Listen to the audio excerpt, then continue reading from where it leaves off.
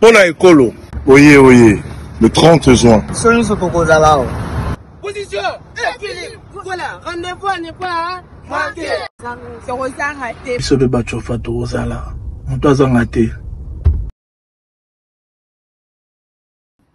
Kinshasa, Brazzaville, Congo Mobimba. Pour la écolo, le 30 juin au Palais du Peuple.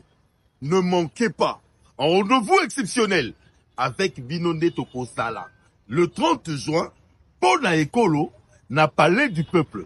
Bandeko, Baninga, Bana Nzambe, Bana Nyonso, ya Miziki. Oh, ya Nini. Le 30 juin, na Palais du Peuple, pour na écolo. Je vous le demande.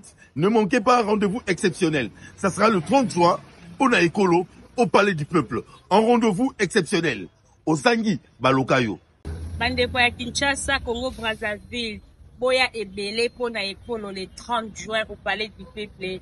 Boya tozala bosenga na bino le 30 juin na Palais du Peuple. Appel pour la nation, venez au Palais du Peuple le 30 juin pour na ekolo.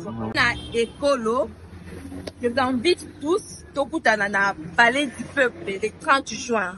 Biso nyonso tokutana na Palais du Peuple pour na ekolo. Tozavana pour na ekolo. Tokutani bongo le 30 juin na esplanade du Palais du Peuple pour na ekolo.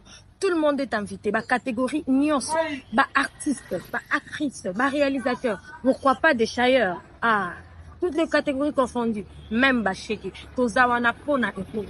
Boya bongo to sangana pour na ekolo le 30 juin na esplanade ya Palais du Peuple. Le médecin, vous êtes invité, les infirmiers, pourquoi pas le pasteur aussi. Bisonio sopona ekolo. Bisonio sopona ekolo. Tomona Nibongo le 30 juin na esplanade ya Palais du Peuple. Pona ekolo, je serai là. Et toi? Basungaka nzambe te. Nzambe des fois sungaka biso bato mokili. Sinon te ekoma problème ya mental. Physique ou quoi. Deux fois te pona ekolo. Le 30 juin, biso banso na Palais du Peuple. Ya obom bezata va comme toujours. Pour na ekolo, le 30 juin 2025, ba betolo solo te quoi. Chez nous l'invité invite aussi. Ça va se savoir. Pour na ekolo, biso nyonso pour na nation. Ya oloba mingi zata va comme toujours dit.